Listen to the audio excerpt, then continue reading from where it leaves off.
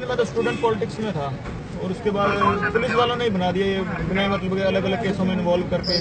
जब ये केस हुआ मतलब पुलिस कस्टडी में था, इस केस में इन्वॉल्व कर रहे हैं बिना मतलब के कर रहे हैं। लेकिन पूरा ऐसे लग रहा है कि कहीं ना कहीं आप भाग जाएंगे, पुलिस इतनी सिक्योरिटी आपकी है। तो जब हम करेंगे तो पता लग ही जाएगा। सलमान खान का करेंगे, मारेंगे यहीं जोधपुर में मारेंगे तो पता लग जाएगा। अभी आपने जो ये वीडियो देखा, ये लॉरेंस बिश्नोई था, वही लॉरेंस बिश्नोई जिसके इस वक्त चर्चा हर तरफ हो रहा है। जून 2018 का ये वीडियो था और कहते हैं कि इसी एक वीडियो के बाद पहली बार लॉरेंस बिश्नोई बना। बचपन से वो चाहता था कि जुर्म की दुनिया में उसकी एक धाक हो, एक नाम हो, और इस एक वीडियो ने उसे वो एक तरह से क्या बोलें, अगर अच्छा काम करता तो कहता शोहरत बख्शी, बट वो कुख्यात हुआ, विख्यात हुआ। लॉरेंस बिश्नोई और गोल्डी बराड़, ये दो नाम हैं इस वक्त जो पूरे हिंदुस्तान में जो नाम लिए जा रहे हैं, चर्चा में है, क्योंकि सिद्धू मूसेवाला के कत्ल के तार इन दोनों से ही जुड़ रहे हैं। हालांकि इनमें से एक तो खुद ही कह रहा है फेसबुक पोस्ट डालकर कि हमने बदला लिया, ये काम हमने किया। यहाँ काम कत्ल को कह रहा है वो गोल्डी बराड़ ने जो फेसबुक पोस्ट डाला था। अब सवाल ये है कि लॉरेंस बिश्नोई है कौन और गोल्डी बराड़ कौन है, इनकी कहानी क्या है, और पंजाब में पंजाबी सिंगर हमेशा पंजाब के गैंगस्टर के निशाने पे क्यों होते हैं। पंजाब में पंजाबी म्यूज़िक इंडस्ट्री कितने की है, वहाँ इतने सारे पंजाबी सिंगर क्यों निकलते हैं, वहाँ के गैंग इतने सारे कैसे एक्टिव रहते हैं, कुल कितने गैंग हैं जो इस वक्त एक्टिव हैं। और अगर हम टॉप 8 की बात करें इस वक्त पंजाब में, जिन्होंने वहाँ के लॉ एंड ऑर्डर, कानून व्यवस्था, पुलिस हर एक के नाक में दम कर रखा है, वो कौन से 8 गैंग हैं, ये सारी चीज़ें आज आपके सामने रखूँगा। लेकिन उससे पहले कहानी उन दो लोगों की जिनके तार सीधे एक 28 साल के ऐसे सिंगर जिसकी सुरीली आवाज़ के देश और दुनिया में लाखों करोड़ों दीवाने फ़ैन थे, उन दो लोगों की बात। लॉरेंस बिश्नोई पंजाब के अबोहर में पैदा हुआ, एक कांस्टेबल का बेटा, लेकिन फैमिली बैकग्राउंड अच्छी थी, पुरखों की ज़मीन जायदाद थी। कहते कि उस वक्त जब ये पैदा हुआ तब करीब 7 करोड़ की प्रॉपर्टी थी इसके बाप के पास। लविंदर सिंह एक पूर्व पुलिस कांस्टेबल थे, उनका बेटा अबोहर में पैदा हुआ, वहीं स्कूलिंग की, लेकिन फिर ये था कि परिवार में पढ़ाई लिखाई का माहौल था। उसके बाद उसे हायर एजुकेशन के लिए चंडीगढ़ भेजा गया। चंडीगढ़ में उसने डीएवी कॉलेज से पढ़ाई की। डीएवी कॉलेज में उसने बीए पास का कोर्स किया। अभी तक सब कुछ उसका ठीक ठाक चल रहा था। बीए पास फर्स्ट ईयर में जब वो पहुंचा तो वहाँ के यूनिवर्सिटी के इलेक्शन में भी वो खड़ा हुआ। सुपू जो वहाँ का स्टूडेंट्स विंग है पंजाब यूनिवर्सिटी का, students organisation of Punjab university, SUPU, SUPU। हालांकि वो चुनाव हार गया और इसी एक चुनाव के हारने के बाद कहते हैं कि लॉरेंस बिश्नोई बना। लेकिन उसके बीच में एक और कहानी आती है, वो ये थी कि जब ये चुनाव हारा, जो राइवल गैंग ने जीता, तो उसके बाद इन दोनों में अक्सर झगड़ा होता। ये उसे उकसाता, वो उसे उकसाता, और एक बार चंडीगढ़ में ही गोलीबारी हो गई। तो पहला मुकदमा स्टूडेंट्स यूनियन की लड़ाई में हुई, जिसमें लॉरेंस बिश्नोई के खिलाफ मुकदमा दर्ज हुआ। लेकिन तब भी सब कुछ ठीक ठाक था। फिर एक गर्लफ्रेंड होती है। लॉरेंस बिश्नोई जब स्कूल में था तभी एक लड़की से वो प्यार करता था। स्कूल की ये दोस्ती, ये प्यार धीरे धीरे और पुख्ता होती गई, मजबूत होती गई। उसके बाद जब वो डीएवी कॉलेज में आया तो लड़की भी चंडीगढ़ आ गई पढ़ने के लिए। अब दोनों एक दूसरे से प्यार करते थे। लेकिन जब स्टूडेंट्स पॉलिटिक्स में लड़ाई झगड़ा हुआ तो इसके बाद कहते हैं कि उसकी गर्लफ्रेंड के 2 वर्जन हैं। एक ये है कि एक रोड एक्सीडेंट में उसकी मौत हो गई और उसके बाद गाड़ी में आग लग गई और उसकी लाश जल गई। दूसरा ये है कि लॉरेंस बिश्नोई से दुश्मनी का बदला लेने के लिए उसकी गर्लफ्रेंड को टारगेट किया गया और उसे मार डाला गया। मारने के बाद उसे रोड एक्सीडेंट की शक्ल दी गई और उसकी लाश को जला दी गई। और इसी के बाद लॉरेंस बिश्नोई बेहद ख़तरनाक हो गया। उसके बाद एक मुकदमा गोलीबारी की हो ही चुकी थी, उसके ऊपर हो चुका था। फिर उसने कहा कि चलो अब जुर्म के रास्ते पर चलते हैं। वहीं उसके कॉलेज के बहुत सारे दोस्त थे जो इसी तरह की सोच रखते थे। उसके बाद उन लोगों के साथ मिलकर इसने रंगदारी और वसूली का काम पहले शुरू किया। बार बार उसे अपनी गर्लफ्रेंड की भी याद आती थी और उस गर्लफ्रेंड का बदला लेने के लिए फिर वो लोगों से बदला लेने की भी सोचने लगा। और शुरुआत में जब इसने अपना गैंग बनाया उसका नाम रखा था 007 ये अपने जो जेम्स बॉन्ड की फिल्म है उससे प्रेरित होकर। और उसके बाद वो धीरे धीरे जुर्म की दुनिया में छोटे मोटे जुर्म करते करते आगे बढ़ने लगा।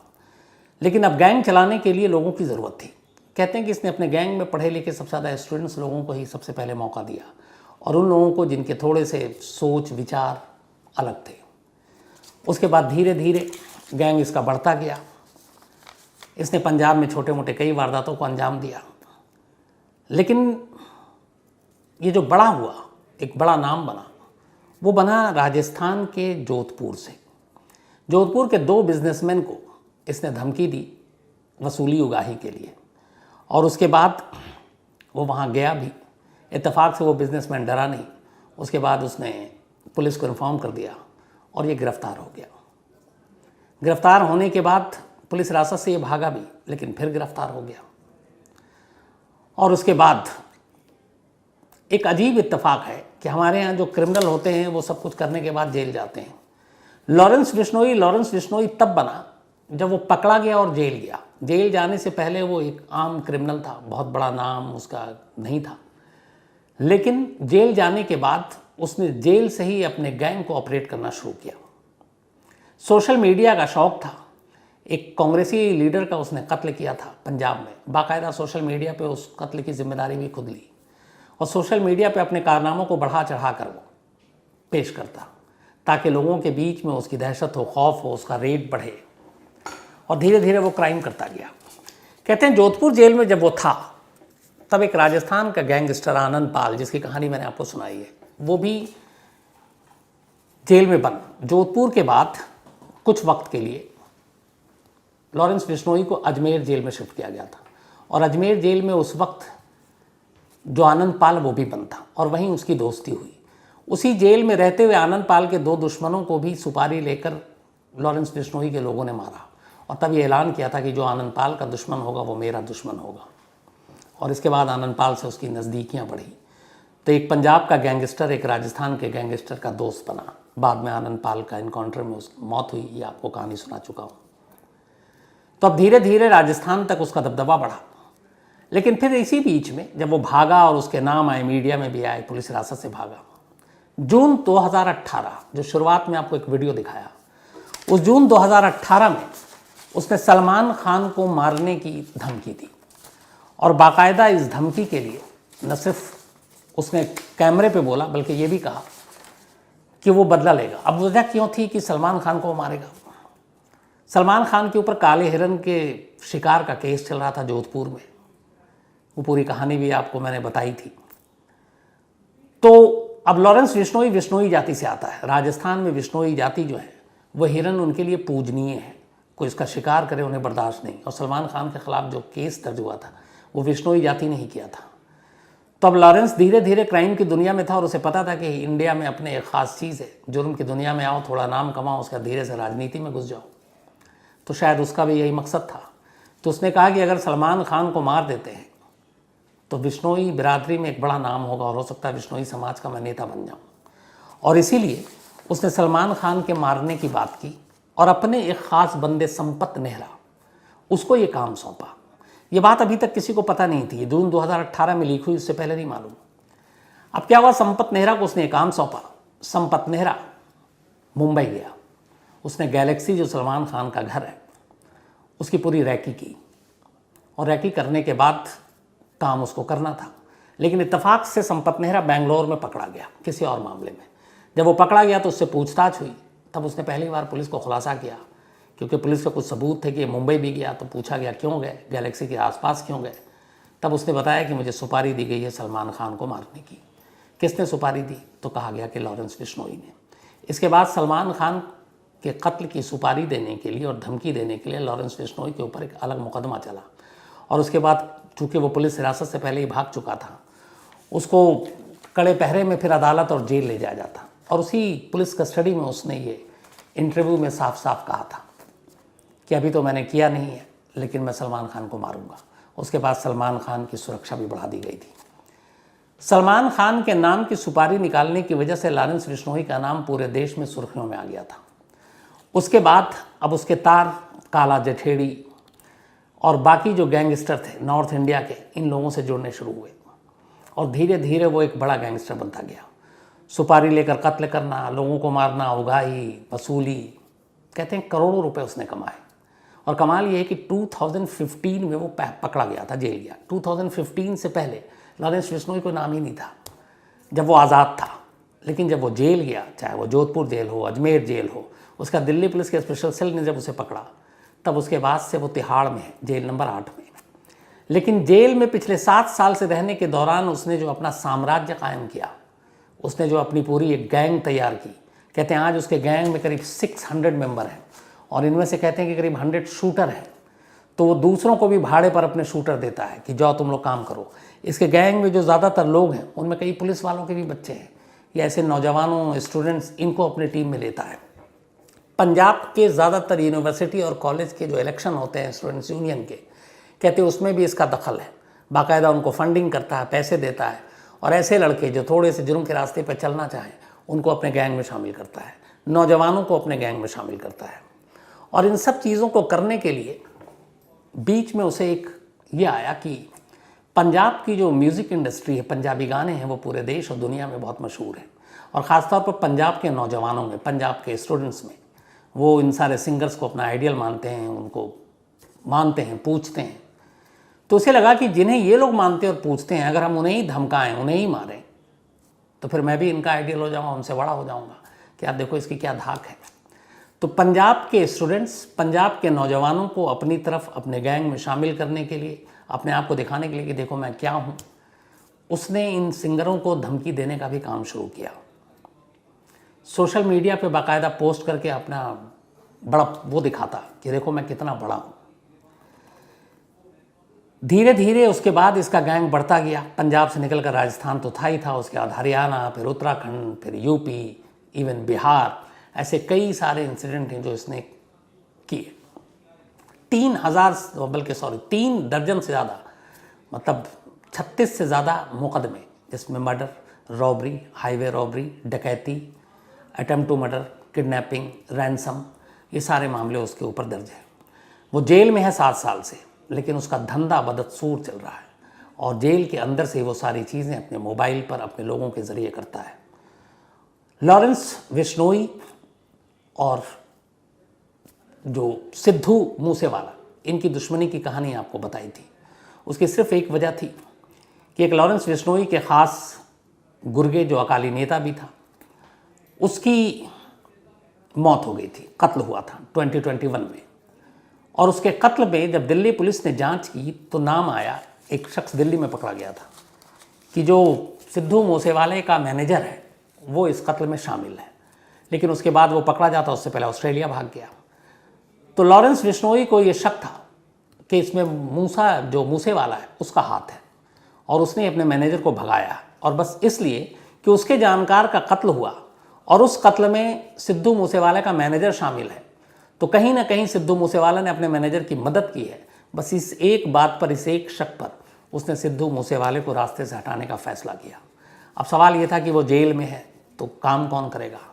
यहीं से होता है लॉरेंस बिश्नोई के बाद एक दूसरे शख्स की एंट्री, और उस दूसरे शख्स की एंट्री जो होती है, ये दूसरा शख्स कोई और नहीं बल्कि लॉरेंस बिश्नोई का एक जूनियर स्टूडेंट, उसका दोस्त, यानी कि गोल्डी बराड़। गोल्डी बराड़ इसी डीएवी कॉलेज में, पंजाब में, जो लॉरेंस बिश्नोई है उससे 1 साल जूनियर था। वो भी स्टूडेंट्स पॉलिटिक्स में इन्वॉल्व था। उसे भी थोड़ा सा गुंडागर्दी और दूसरों को धमकाने, डराने का शौक़ था। तो कॉलेज में ही जान पहचान हुई। कॉलेज से पहले इन दोनों की कोई जान पहचान नहीं थी। फिर गोल्डी बराड़ धीरे धीरे उसके करीब आया। जब उसने देखा, खरबूजा को देख के रंग बदलता है कि दोनों एक जैसे हैं, जुर्म की दुनिया में आगे बढ़ना चाहते हैं, तो गोल्डी बराड़ उससे करीब हो गया। इसके बाद गोल्डी बराड़ ने बहुत सारे कत्ल करवाए। उसने पंजाब में कराए, इवन दिल्ली के पास गुरुग्राम में उसने 2 लोगों का कत्ल कराया। और इन सारी चीज़ों में कहीं ना कहीं लॉरेंस बिश्नोई ने भी उसकी मदद की। और गोल्डी बराड़ एक, मतलब कहते हैं कि बहुत ही बड़ा टाइप का गैंगस्टर था। एक कैटेगरी का उसको गैंगस्टर नवाजा गया, बल्कि रजिस्टर्ड हुआ पंजाब में। तो धमकाना, किडनैपिंग, वसूली, सिंगर को धमकी देना, कबड्डी प्लेयर से वसूली करना, ये सब गोल्डी बराड़ करने लगा। और धीरे धीरे उसने इतने कत्ल किए कि पंजाब पुलिस को अब उसकी तलाश हो गई। और पंजाब पुलिस, हालांकि इसका नाम सतिंदर है, गोल्डी बराड़ का, सतिंदर सिंह। तो लास्ट ईयर ही फरीदकोट की एक अदालत ने बाकायदा गोल्डी बराड़ के नाम पे नॉन अवेलेबल वारंट निकाला था, लेकिन उससे पहले ही वो इंडिया छोड़कर भाग गया। इसने 2 पहलवानों का भी कत्ल किया। दिल्ली पुलिस ने भी इसके खिलाफ कई मामले तलाश किए, ढूंढे, और उसमें इसको माना कि ये वांटेड है, लेकिन ये यहाँ से भागकर पहुँच गया कनाडा। अब गोल्डी बराड़ कनाडा में लॉरेंस बिश्नोई तिहाड़ में। लॉरेंस बिश्नोई को आपको चाहिए भरोसे का आदमी, उसके पास गैंग बहुत बड़ा है, 600 से ज़्यादा लोग हैं। तब उसे याद आई गोल्डी बराड़ की। गोल्डी बराड़ चूँकि कॉलेज का दोस्त, उसे बहुत अच्छे तरीके से जानता था। जब दोनों जुर्म की दुनिया में कदम नहीं रखे तभी एक दूसरे के दिमाग से और दिल से वाकिफ़ थे। फिर उसने गोल्डी बराड़ को कहा कि मैं जेल में हूँ, एक काम कर, तू मेरा सबसे भरोसेमंद है, मेरा सबसे मजबूत हाथ है, तो जेल के बाहर का काम तू संभाल। इसके बाद लॉरेंस बिश्नोई ने गोल्डी बराड़ को ये काम सौंपा, और गोल्डी बराड़ कनाडा से बैठकर इस वक्त लॉरेंस बिश्नोई का राइट हैंड है। वो जो हुक्म देता है वो उसको फॉलो करता है, सोशल मीडिया पे भी अपना बखान करता है। तो जब से मतलब 7 साल से लॉरेंस बिश्नोई जेल में है, और 7 साल से गोल्डी बराड़ एक तरह से लॉरेंस बिश्नोई का राइट हैंड बना हुआ है। और लॉरेंस बिश्नोई के कहने पर ही, चूँकि इसमें एक और भी उसका मकसद था, एक तो लॉरेंस बिश्नोई के ख़ास का कत्ल जिसमें मूसेवाला के मैनेजर का हाथ, जो उसको शक है, दूसरा खुद गोल्डी बराड़ के भाई का एक कत्ल हुआ था पंजाब में। और गोल्डी बराड़ का ये कहना है कि मुझे शक है कि ये कत्ल और इस कत्ल की साजिश या इस कत्ल में शामिल होने के पीछे सिद्धू मूसेवाले का भी हाथ है। और उसने सोशल मीडिया पे जो पोस्ट किया उसमें कहा है, और मैंने इसलिए भी ये बदला लिया है। तो 2 कॉलेज के दोस्त, 2 कॉलेज के साथी, एक सीनियर और एक जूनियर, दोनों मिलकर बाहर निकलते हैं कॉलेज की दुनिया से। एक स्टूडेंट्स यूनियन का चुनाव हारते हैं और फिर पूरी ज़िंदगी पलट के रह जाती है। दोनों जुर्म के रास्ते पर चल पड़ते हैं, और इस वक्त ये दोनों मोस्ट वांटेड हैं। हालांकि एक जेल के अंदर ही है, लेकिन दूसरा कनाडा में है। कब आएगा, कैसे बाहर आएगा, ये अभी कुछ पता नहीं। तो ये तो रही सिद्धू मूसेवाला के उन 2 शख्स की कहानी, लॉरेंस बिश्नोई और गोल्डी बराड़ की। अब एक जो आपको शुरुआत में सवाल बताए थे, आखिर पंजाबी सिंगर के पीछे पंजाब के गैंग्स पड़ते क्यों? क्योंकि सिद्धू मूसेवाला अकेले नहीं है जिनको निशाना बनाया गया, जिनकी जान ली गई। अमर सिंह चमकीला, एक मशहूर पंजाबी सिंगर, रोमांटिक गानों के लिए मशहूर, 90s में, बल्कि 88 में इनका कत्ल हुआ जब इनकी वाइफ के साथ गोली मारी गई। एक फंक्शन में जा रहे थे, और ये कहानी भी मैंने आपको इसी कहानी में सुनाई है। अमर सिंह चमकीला 1988 में गोली मारी गई थी वाइफ के साथ, और वाइफ तब प्रेग्नेंट थी। उससे पहले अवतार सिंह संधू 1988 में, एक और पंजाबी सिंगर, गोली मारकर जान ले ली गई। दिलशाद अख्तर, एक और पंजाबी सिंगर, गोली मारकर जान ले ली गई। अब सिद्धू मूसेवाला, 4 ऐसे सिंगर हुए हैं अभी पिछले 20-30 सालों में जिनकी जान ले ली गई। परमीश वर्मा, धमकी दी गई, धमकी देने के बाद गोली मारी गई। जब गोली मारी गई, ये कार में कहीं जा रहे और गोली लगी। उन्होंने उस वक्त के एसएसपी को फ़ोन किया और कहा मुझे गोली लगी। एसएसपी ने कहा तुम गाड़ी चलाते रहो। कहते हैं करीब 18 किलोमीटर तक गोली लगने के बावजूद इस शख्स ने गाड़ी चलाई, और फिर एक हिफाजत से एक ख़ास सुरक्षित जगह पर पहुंचा, और तब जान बची। तो परमीश शर्मा लकी थे जो बच गए गैंगस्टर की इस लड़ाई में। इसके अलावा गप्पी गरेवाल, एक और सिंगर जिसे धमकी दी गई, और ये धमकी के साए में भी जी रहे हैं। और सबसे अभी लेटेस्ट मनकीरत औलख, एक और सिंगर जिनको धमकी दी गई, और अभी भी ये धमकी के साए में जी रहे हैं। मनकीरत औलख को जिसने धमकी दी है, जो गैंगस्टर ने, उसने कहा है कि मनकीरत औलख वो शख्स है, जो उसका इल्ज़ाम है, जो पंजाबी सारे सिंगर की सूचना, खबरें लॉरेंस बिश्नोई और उसके गैंग को देता है, और उसमें सिद्धू मूसेवाला का भी नाम लिया है। और इस गैंग ने धमकी दी है कि वो मनकीरत को छोड़ेगा नहीं। तो ये वो नाम है पंजाबी म्यूज़िक इंडस्ट्री के जिनको निशाना बनाया गया, जिनकी जान ले ली गई है, जिन्हें ज़ख्मी किया गया, या जो अब भी धमकी के साए में जीने को मजबूर हैं। अब सवाल ये है कि पंजाब के गैंग, पंजाबी म्यूज़िक इंडस्ट्री एक कला है, संगीत है, लोग सुनते हैं, सुकून पाते हैं, क्यों? तो इसको जानने के लिए पंजाबी म्यूज़िक इंडस्ट्री के बारे में थोड़ी जानकारी भी समझ लीजिए। हमारे देश की जो पूरी म्यूज़िक इंडस्ट्री है इंडिया की, वो 1300 करोड़ की है, 1300 करोड़ रुपए की। अब इसमें पंजाबी म्यूज़िक इंडस्ट्री का क्या कंट्रीब्यूशन है? 200 करोड़। 1300 में 200 कहेंगे आप कुछ नहीं, लेकिन ये एक पहलू है। 200 करोड़ 1300 करोड़ के पंजाबी जो म्यूज़िक इंडस्ट्री का योगदान है इंडियन म्यूज़िक में। इसके अलावा 500 करोड़ और है, और ये 500 करोड़ कैसे आता है पंजाबी म्यूज़िक से? अलग अलग इवेंट्स जो ऑर्गेनाइज किए जाते हैं, अलग अलग शोज़, उनसे हर साल करीब 500 करोड़ रुपए पंजाबी सिंगर और पंजाबी म्यूज़िक इंडस्ट्री कमाती है। तो 500 एंड प्लस 200 700 करोड़ हो गए। तो अब 1300 में 700 करोड़ का मतलब है लगभग 50% म्यूज़िक इंडस्ट्री का पंजाब की म्यूज़िक इंडस्ट्री से आता है। ये अपने आप में एक बड़ा फिगर है। इसके अलावा अपने यहाँ एक टी सीरीज़ सबसे बड़ी म्यूज़िक जो कंपनी है कैसेट और इसकी, टी सीरीज़ का एक बयान है, उसका ये कहना है कि जो टी सीरीज़ अपनी म्यूज़िक से पैसे कमाती है उसमें से 40% आमदनी उसकी पंजाबी म्यूज़िक से होती है, ख़ासतौर पर यूट्यूब के व्यूज़ से। टी सीरीज़ के सिर्फ टोटल कमाई का 40% पंजाब की म्यूज़िक से आता है। कहते हैं कि पंजाब में एक सिंगर जो ठीक ठाक सिंगर हो, वो एक साल में 75 से 100 इवेंट करता है, बिटवीन 75 to 100, और एक इवेंट के वो 10 से 40 लाख रुपए लेता है। तो अब आप अंदाज़ा लगाइए कि एक साल में अगर 75 से 100 इवेंट है तो कितने कमाता होगा।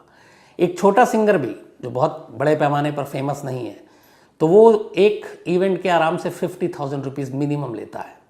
तो सोचिए कितना कमाता होगा। कुल मिलाकर अगर पंजाबी म्यूज़िक की बात करें, 2019 का एक डेटा है, उस डेटे के हिसाब से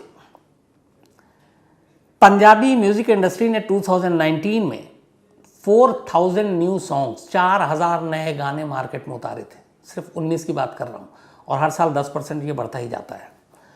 इस वक्त पंजाब में करीब 400 म्यूज़िक बैंड, अलग अलग सिंगर और जो गाने के काम पे लगे हुए हैं 400, और इनमें से हर रोज़ एवरेज 15 to 20 15 से 20 गाने ये रिलीज़ करते हैं, नए बनाते हैं। तो अब जाहिर है जब इतने पैसे होंगे म्यूज़िक इंडस्ट्री में, तो फिर गैंग्स की भी नज़र होगी और गैंग्स भी उसके ऊपर लगेगी। और यही वजह है कि म्यूज़िक इंडस्ट्री के जुड़े लोगों को जो पैसे कमाते हैं पंजाब के गैंग्स, उनसे वसूली करने का सबसे आसान तरीका मानते हैं और सीधे धमकी देते हैं कि भैया हमें दो। बहुत सारे म्यूजिशियन, सिंगर खामोशी से पैसे दे देते हैं क्योंकि जान की सलामती के लिए। बहुत सारे नहीं देते हैं, तो उसकी लिस्ट आपको दिखाई मैंने कि कितने सारे इंजर्ड हैं, कितने सारे की जान चली गई, कितने लोगों को धमकी के साए में जीने को मजबूर होना पड़ रहा है। तो ये हो गया म्यूज़िक का गैंग्स के साथ कनेक्शन।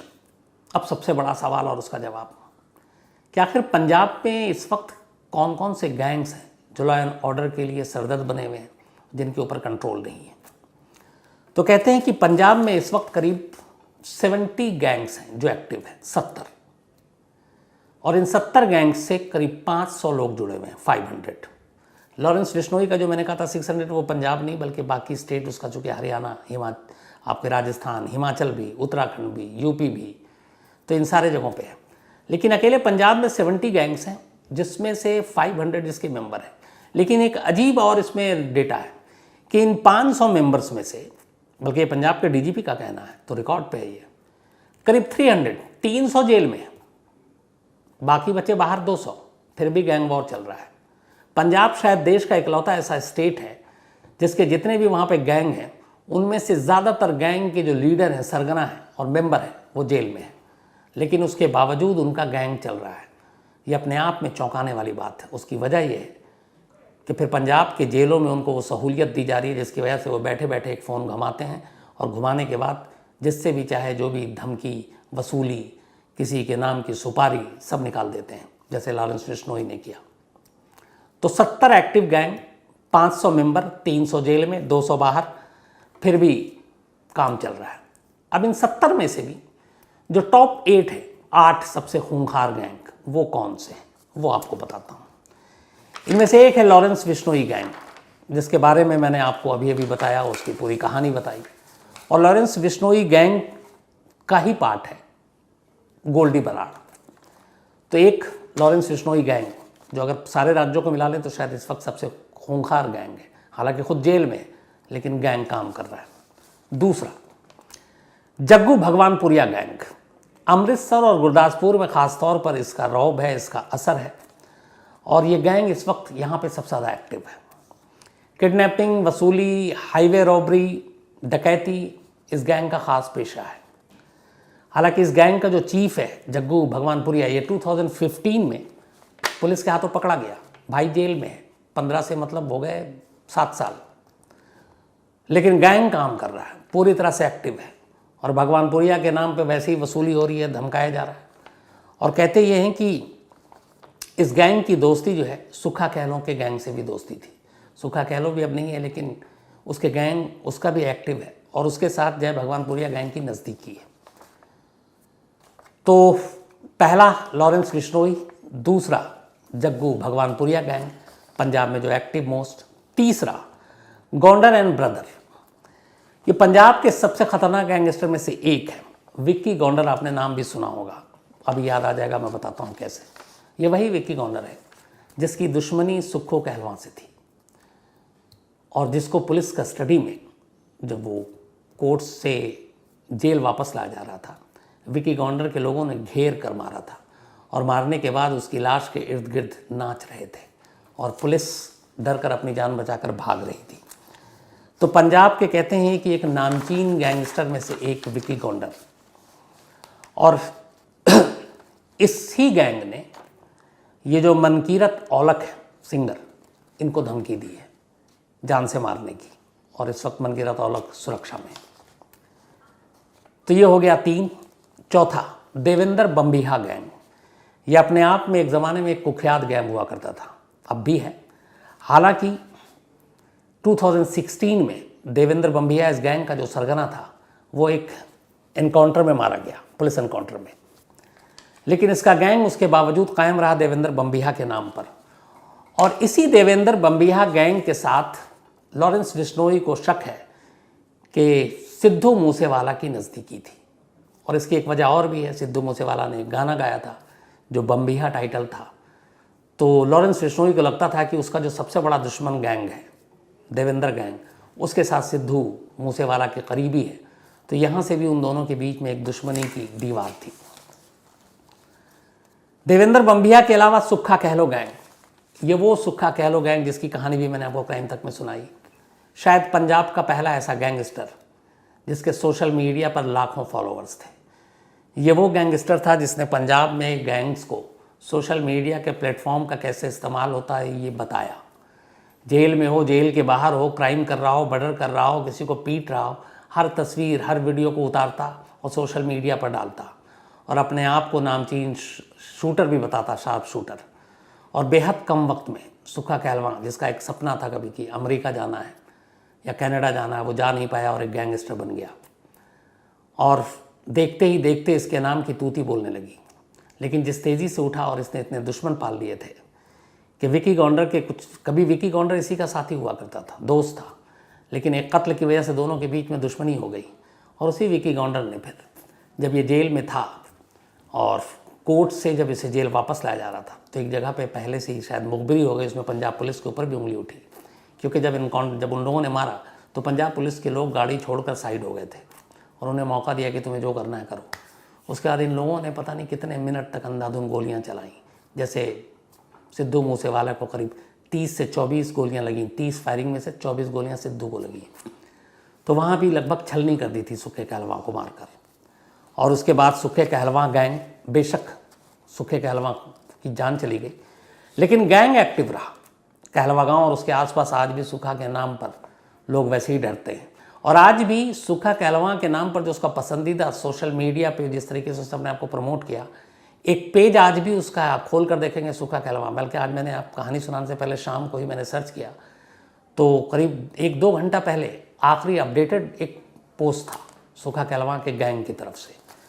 तो अंदाज़ा लगाइए आप कि वो है नहीं, गैंग एक्टिव है और सोशल मीडिया का अकाउंट भी एक्टिव है। गुरबख्श सेवेवाला गैंग, गुरबख्श सेवेवाला गैंग भी एक बड़ा नाम पंजाब में जो एक्टिव है, ख़ासतौर पर पंजाब के मालवा रीजन में। इसके अलावा पंजाब के बाहर हरियाणा और राजस्थान में मर्डर, लूट, हाईवे रॉबरी किडनैपिंग, रैंसम, फिरौती इस गैंग का काम है। इस गैंग का सरगना था रंजीत सेवेवाला, लेकिन 2015 में वो भी मारा गया। उसके बाद उसका भाई गुरबख्श सिंह इस गैंग को चला रहा है। और कहते हैं कि जो देवेंद्र बम्बिहा गैंग था उसके ज़्यादातर मेंबर जो थे, जब देवेंद्र बम्बिहा की मौत हो गई तो इस सेवेवाला गैंग से जुड़ गए और अब इसी गैंग के लिए काम करते हैं। हालांकि गुरबख्श जो नेक्स्ट सरगना था 2017 में, वो भी पकड़ा गया, जेल में है, लेकिन पंजाब के बाकी गैंग की तरह वो जेल में भी ऐश काट रहा और जेल से ही अपने गैंग को चला रहा और उसका जो गैंग है वो आज भी एक्टिव है। 7वां गैंग जो एक्टिव है पंजाब में, शेरा हुब्बन गैंग। ये 2 लोगों के नाम हैं, शेरा और हुब्बन। दोनों सरगना थे। इस गैंग की बुनियाद इन दोनों ने मिलकर डाली। वही डकैती, मर्डर, वसूली, रैंसम, धमकाना, इनका भी यही काम है। दर्जनों केस हैं इस गैंग के ऊपर भी। हालांकि बाद में इन दोनों जो शेरा और हुब्बन थे ये भी मारे गए, लेकिन बाकी जो बदमाश हैं नंबर 3 और 4 और 5 पोजीशन पे, अब उन्होंने गैंग की कमान संभाली हुई है और अब भी पंजाब पुलिस के लिए सिरदर्द बने हुए हैं। 8वां जो एक्टिव गैंग पंजाब का सबसे बड़ा, सुप्रीत सिंह हैरी छट्टा गैंग, ये एक और गैंग है। छट्टा इस गैंग का लीडर है और पंजाब में खासतौर पर जो माझा रीजन है वहाँ ये एक्टिव है। इसके अलावा यूपी में भी एक्टिव है। इस गैंग का जो दूसरा इस वक्त सबसे खतरनाक और कुख्यात है उसका नाम है गोपी घनश्यामपुरिया। इसके नाम से भी लोग कांपते हैं और ये दोनों ही मोस्ट वांटेड की लिस्ट में हैं, लेकिन पुलिस के हाथ नहीं लगे हैं। जो नवंबर 2016 में नाभा जेल ब्रेक हुआ था, आपको उसकी कहानी भी मैंने सुनाई है शायद, नाभा जेल ब्रेक की, उसमें भी कहते हैं इस गैंग का हाथ था। तो कुल मिलाकर ये वो 8 गैंग हैं जिनके ऊपर इस वक्त पंजाब की पूरी जो लॉ एंड ऑर्डर की सिचुएशन है वो दांव पे लगी हुई है और ये सिरदर्द बने हुए हैं पूरे पंजाब पुलिस के लिए। अब यहाँ ये एक चीज़ हो गई। अब दूसरा कि पंजाब में ये गैंग पनपते क्यों हैं? जब जेल में सारे आधे से ज़्यादा गैंग है तो यूपी बिहार खामखा बदनाम है। पंजाब के जेल की भी हालत वैसी नहीं है। यहाँ जेल में भी गैंगस्टर को और गैंग्स के मेंबर को वैसी सुविधा दी जाती है और यही वजह है कि वो लोग जेल से सारा काम करते हैं। 2 चीज़ें और हैं पंजाब में गैंग और गैंग वॉर को बढ़ावा देने के लिए।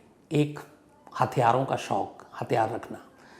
पंजाब में अगर पूरे देश की हम बात करें तो पूरे देश में, इंडिया में जितने हथियार हैं, लाइसेंसी वेपन की मैं बात कर रहा हूँ, जो आप कोई वजह बताकर सरकार से लाइसेंसी हथियार रखते हैं, उसका 10% अकेला पंजाब में है। जबकि इस पूरे देश की आबादी का पंजाब की आबादी सिर्फ 2% है। अगर हम 140 करोड़ है तो पंजाब की आबादी करीब 3 करोड़ भी नहीं है, पूरी 2 करोड़ 80 लाख के करीब है। तो उस हिसाब से भी 2% पूरे देश की आबादी पंजाब की आबादी है। लेकिन हथियारों के मामले में, लाइसेंसी हथियारों के मामले में पूरे देश में 40 लाख लाइसेंसी हथियार हैं, वेपन, जो पूरे देश के अलग अलग स्टेट्स के पास हैं लोगों के। उन 40 लाख में से अकेले करीब 4 लाख सिर्फ पंजाब में। तो आप अंदाज़ा लगाइए कि वहाँ लाइसेंसी हथियार रखने का शौक़ कितना है।